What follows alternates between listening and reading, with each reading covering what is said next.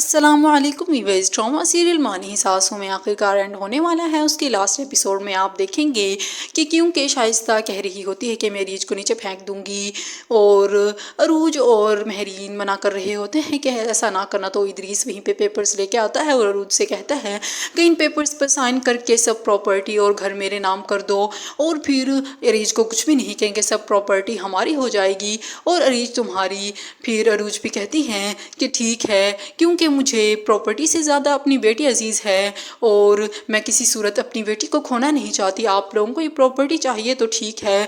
اور شائستہ بہت ہی زیادہ خوش ہوتی ہے۔ شائستہ ادریس سے کہہ رہی ہوتی ہیں کہ میں نے تو عروج کی جان لینے کی بھی بہت ہی زیادہ کوشش کی، کئی بار کوشش کی لیکن ناکام ہوئی، اور اس بار تو میں نے عروج کو بھی نیچے پھینکنا چاہا، اگر وہ ایسا نہ کرتی تو میں عروج کو بھی نیچے پھینک دیتی۔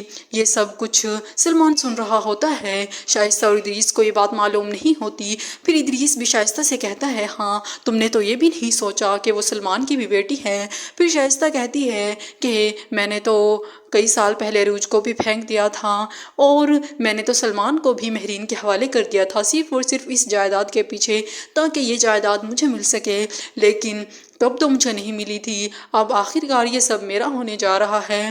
پھر شائستہ کو یہ بات پتہ نہیں ہوتی کہ سلمان اس کی بات سن رہا ہے، اور سلمان وہیں پہ آ جاتا ہے اور کہتا ہے آپ دو گناہ گار ہو، آپ دونوں کو سزا ملنی چاہیے۔ پھر وہ عروج کی سائڈ پہ ہو جاتا ہے اور جاتا ہے عروج کے پاس اور اس سے معافی مانگتا ہے، اور اس سے کہتا ہے کہ مجھے معاف کر دو، مجھ سے بہت بڑی غلطیاں ہوئی ہیں۔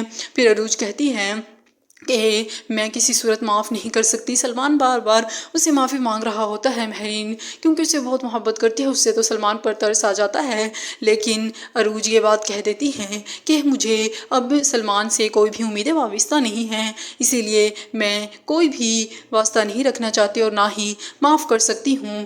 ویورز، آپ کو کیا لگتا ہے، کیا عروج سلمان کو معاف کر دے گی، اور کیا اس ڈرامے کی ہیپی اینڈنگ ہوگی؟ کمنٹ سیکشن میں بتائیے گا۔ تب تک کے لیے اللہ حافظ۔